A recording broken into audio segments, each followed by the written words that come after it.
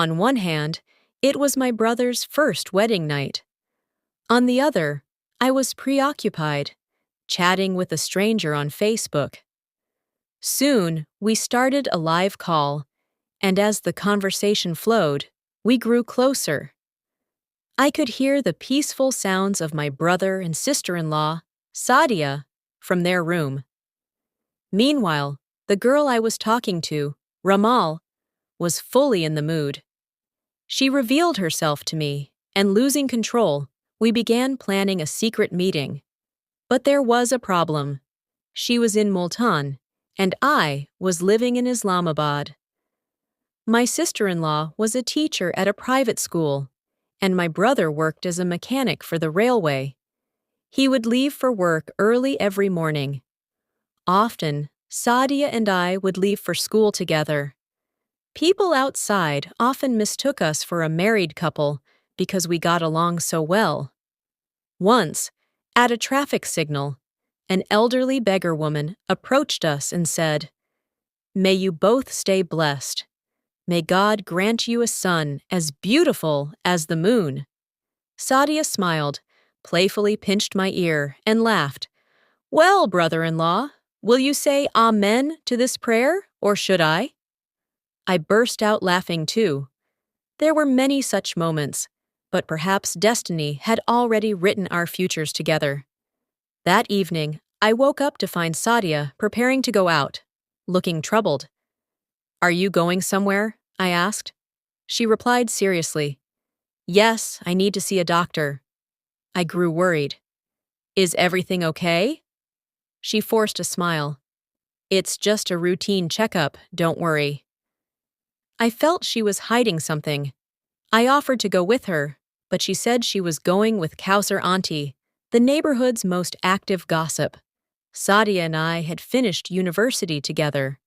My brother, Azam, had seen her at a farewell party and instantly liked her. When he confessed his feelings to me, I was surprised, but happy for his happiness. I had never looked at Sadia that way, so it wasn't an issue. Since we had no elders, Kausar Auntie took the proposal to her house, and they were married within 2 months. On the wedding day, I teased my brother and told Sadia we'd be friends rather than just in-laws. She was thrilled. Later that night, my brother came into my room. "The department put me on night shifts," he said. "I'll be doing overtime and staying at the workplace." I told Sadia, and she agrees. "If we save now, we can afford your wedding later." I protested, saying we were all earning enough, but he insisted the rising inflation left him no choice. The next morning, Sadia didn't come to wake me up as usual. When I went out, she was making breakfast alone. She told me my brother had already left with his bags. On the way to school, she said, "We need to visit my parents later. I have to talk to them." When we got there, she went inside with her parents for a long time. When she came out, it looked like she had been crying. The ride back was silent. As soon as we reached home, she locked herself in her room. Worried, I brought her food. When I turned the handle, the door opened. She was on the phone, saying, "I know I have to be the one to do something." Seeing me, she quickly hung up. Later, in the kitchen, she sat next to me on the sofa. Even though there was plenty of room, she sat very close, closing all the distance between us. "Sadia," I said, "I don't know what's happening.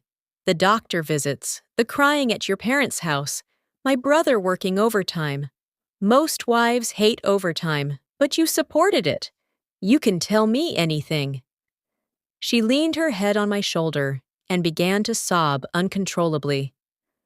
"I can't tell you yet, Hassan, but when the time is right, I will." The next day, I found her crying over a medical file. When I looked at it, I was shocked. The report was about my brother. He was unable to have children. That night, my brother came home, and a massive argument broke out. It got so heated that he threatened her with divorce. I was furious and even slapped my brother. Despite him being older, he broke down in tears of regret. Later, I found Sadia packing her bags. "I only asked for one thing," she cried, "and he threatened me with divorce.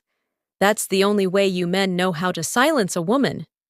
I tried to calm her, and I called my brother.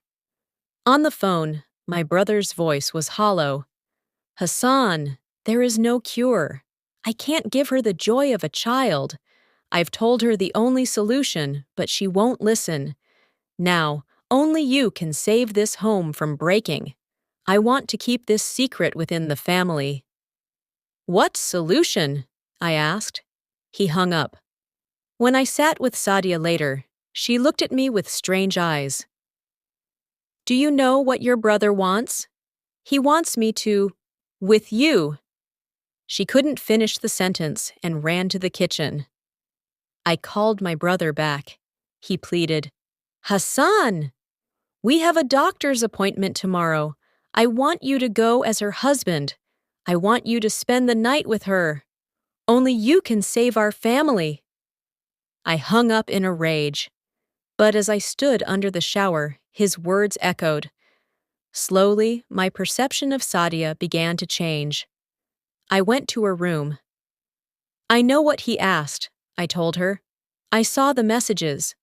She sat on my bed, her voice trembling. "My parents told me if I don't give them good news in 2 months, they will force a divorce. I don't want to lose him." I looked at her.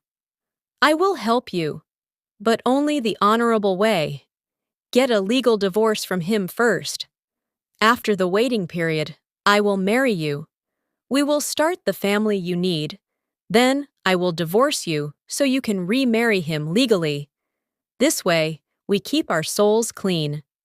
She agreed. The months passed in a blur. We were married temporarily. That night, she turned off the lights herself, and we stayed together until dawn.